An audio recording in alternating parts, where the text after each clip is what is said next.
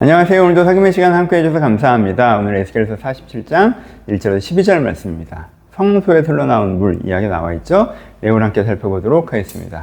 지금 에스겔이 무엇을 보고 있습니까? 성전 문지방에서 물이 흘러나오는 것을 보고 있죠.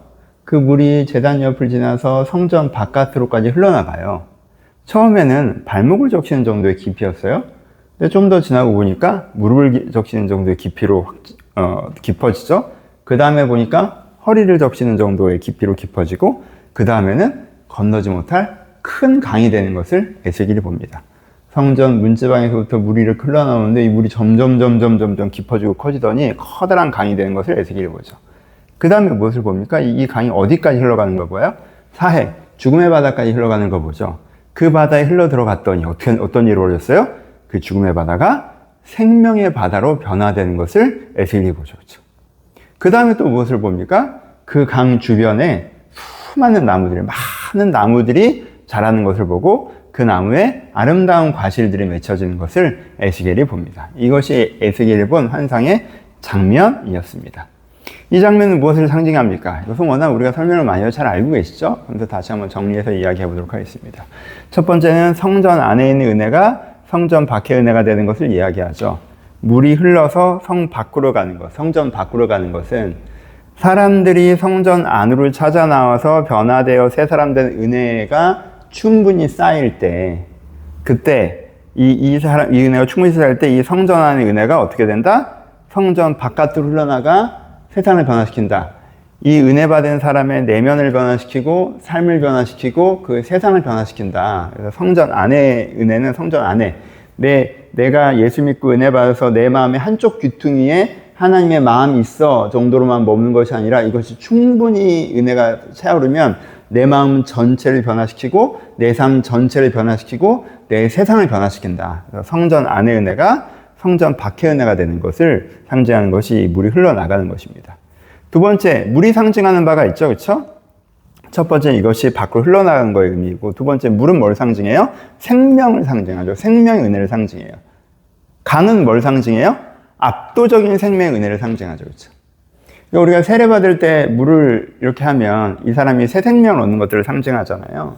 그리고 강이 흐르면 그 사막의 강이 흐르면 아무것도 없던 땅이 농사 지을 수 있는 땅이 되고 나무가 자랄 수 있는 땅이 되고 동물이 거하고 그러니까 생명의 역사가 일어나잖아요. 그래서 강이 생명의 출발점이 되는 거죠.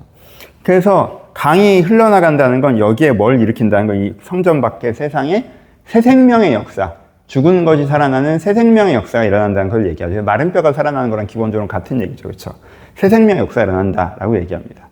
이 새 생명의 역사를 조금 더 자세하게 얘기하면 사실 이 세 가지가 같은 얘기인데 그래서 세 번째 바다로 들어가는 걸 이야기하는데 바다가 생명을 얻는 것들에 대해서 얘기하죠. 사해가 살아나는 것을 얘기한단 말이에요. 이건 어떤 이미지에서 오는 거야? 창세기의 창조의 이미지에서 오는 거죠. 그렇죠? 그러니까 새 생명의 역사, 하나님의 창조가 회복되는 것이죠. 그렇죠? 태초 하나님이 천지를 창조하시는데 하나님의 신이 수면을 운행하시죠. 그렇죠? 그러니까 여기서 수면이라고 할 때 그 원어가 바다라고 말씀드렸죠. 그러니까는 그 바다는 혼돈을 상징하고 죽음을 상징하고 그러니까 하나님의 성령께서 이 혼돈과 죽음의 바다를 둘러싸는 걸로 세상이 만들어진 걸로 표현되고 있단 말이에요.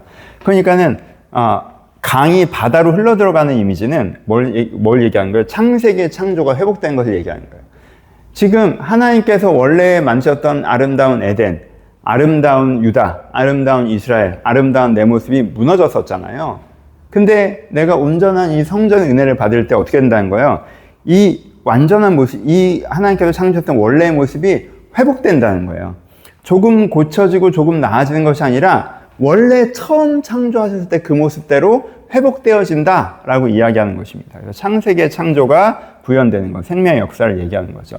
네 번째는 이제는 계시록의 천국이 나와 있죠. 이건 물론 계시록 후반부에서 이렇게 표현하는 게 적절하진 않지만, 그러니까 소망의 완성을 표현하는 거죠. 계시록에도 은혜의 강이 흘리고 생명의 열매가 맺잖아요. 그 나무들이 하고 생명의 열매를 맺잖아요. 그래서 이제 창세기와 계시록의 이미지를 지금 그 에스겔이 다 갖고 있는데, 그러니까 이것은 뭐야? 하나님께서 우리 가운데 뜻하셨던 것들이 온전히 완성되는 것을 이야기하죠. 근데 알파와 오메가 이게 사실 같죠. 하나님께 우리를 창조하셨을 때 만드셨던 그 모습, 하나님께 우리를 회복하셔서 완성하시는 그 모습은 사실은 같은 모습이죠. 그렇죠? 그러니까는 우리가 세상을 살아가면서 훼손되고 왜곡되고 불완전하고 미약하고 내 죄에 영향을 받고 세상에 영향을 받고 이런 그 내가 그 미완의 모습이 아니라 하나님께서 나를 창조하셨던 하나님께서 나를 구원하셔서 온전케 하시는 그 모습이 내가 되고 내 삶이 그렇게 되고 내 세상이 그렇게 된다고 얘기하는 것이 이 새 생명의 역사, 성전 안의 역사가 성전 밖으로 흐르는 그것이 47장 핵심적인 내용이죠. 그래서 여러분 성경에는 두 가지가 흐르잖아요. 하나는 뭐예요? 구원의 은혜가 흐르고 또 하나는 창조의 은혜가 흐르잖아요. 그렇죠? 그러니까 우리는 구원을 봐서 창조가 회복되는 거잖아요. 지금 그것을 얘기하시는 거죠. 이 구원을 통해서 뭐가 된다는 거예요? 이 구원을 통해서 이 번제단과 하나님의 임재의 구원을 통해서 우리 가운데 창조가 회복되어지는 것을 이야기하는 것이 47장의 내용입니다. 그러니까는 그냥 네 삶과 네 세상 그리고 네 마음의 일부분은 무너져 있는데 그래도 마음 한쪽에 그래도 내가 기댈 곳 은혜가 있어. 그래도 내가 예배 나가면 성전에 나가면 은혜가 되지. 그 은혜 붙잡고 사는 거야 정도가 아니라 내가 충분한 은혜가 있을 때 그 은혜가 내 마음 전체를 바꿔서 하나님께서 창조하신 그 영혼 내 내적 상태가 그 상태에 내가 이를 수가 있고 내 삶 자체가 그냥 내가 은혜로 견디면서 사는 거고 뭐 마음에 드는 부분도 있고 안 드는 부분도 이게 아니라 하나님께서 나를 부르신 그 삶, 나에게 이런 삶을 선물로 주셨구나 그 삶, 그리고 나의 세상이 하나님께서 세상을 이렇게 만드셨구나라는 그 세상을 내가 경험하며 살아갈 수 있는 그 창조의 은혜가 나한테 회복된다라고 얘기하는 게 47장입니다. 그렇죠?